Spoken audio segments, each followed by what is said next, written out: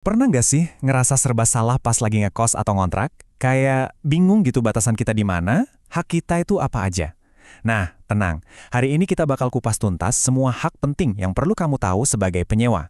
Oh ya, semua pembahasan ini kita rangkum dari materi edukasi hukum yang keren banget dari kawan-kawan di pojokhukum.id. Nah, ini dia. Kalimat ini tuh ngena banget kan? Kita seringnya cuma fokus sama kewajiban. Bayar sewa harus tepat waktu, jaga kebersihan, jangan berisik, dan macam-macam lagi. Tapi kita suka lupa loh, kalau di balik semua kewajiban itu, ada hak yang seimbang dan dilindungi sama hukum. Inilah yang mau kita bahas bareng-bareng. Coba deh kita lihat perbandingan ini ya. Di sebelah kiri ada mitos yang kayaknya udah mendarah daging. Selama numpang, ya harus nurut sama aturan pemilik. Seolah-olah posisi kita tuh di bawah mereka. Tapi, lihat deh fakta hukumnya di sisi kanan, hubungan sewa-menyewa itu adalah perjanjian yang setara. Ini bukan hubungan bos sama anak buah, tapi kemitraan yang seimbang. Oke, sekarang kita masuk ke intinya nih. Ada 5 hak paling fundamental yang wajib banget kamu ketahui sebagai penyewa. Paham kelima hak ini tuh ibaratnya bekal utama buat melindungi diri sendiri. Yuk, kita bedah satu persatu. Kita mulai dari yang paling dasar ya. Hak nomor 1, yaitu hak buat menempati properti yang kamu sewa dengan rasa aman dan nyaman. Ini tuh fondasi dari segalanya. Maksudnya apa sih aman dan nyaman itu?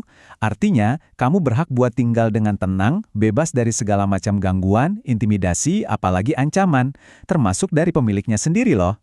Kewajiban pemilik buat menjamin ketenangan ini bahkan ada aturannya di pasal 1550 KUH Perdata.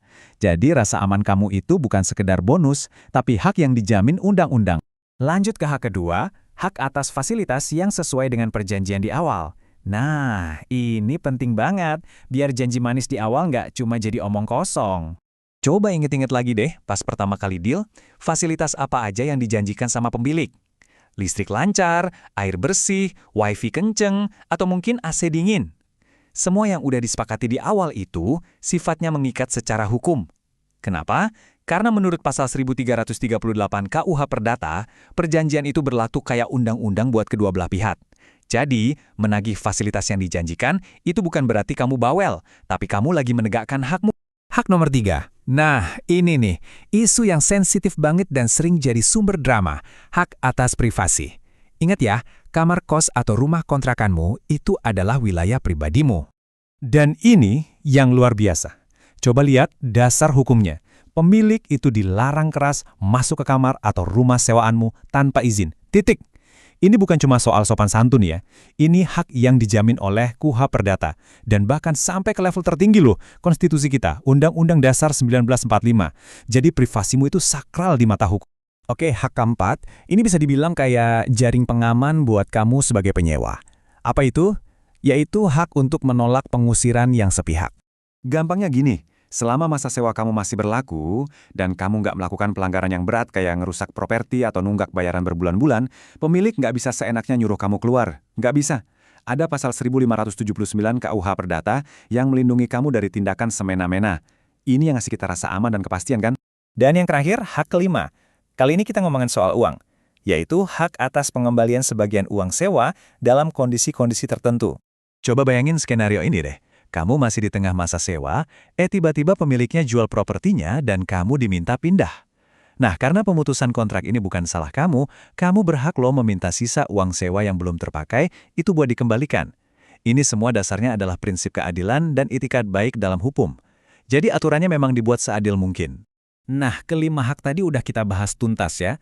Tapi ini bukan cuma buat jadi pengetahuan aja. Tujuan utamanya adalah mengubah pengetahuan ini dari sekedar, oh, aku tahu, jadi, oh, aku mampu melindungi diriku sendiri kalau dibutuhkan. Jadi, pesan kuncinya tuh ini. Statusmu sebagai penyewa bukan berarti kamu harus pasrah dan kehilangan hak-hak hukummu. Anggap aja pengetahuan ini kayak asuransi. Mungkin nggak kita pakai sekarang, tapi penting banget buat dimiliki sebelum ada masalah. Benar kan? Sedia payung sebelum hujan. Sekarang, aku pengen banget dengar dari kalian. Dari kelima hak yang tadi kita bahas, soal rasa aman, fasilitas, privasi, pengusiran, sama pengembalian uang, menurut pengalaman kalian, mana sih yang paling sering dilanggar? Coba deh, share ceritamu di kolom komentar ya, kita diskusi bareng di sana.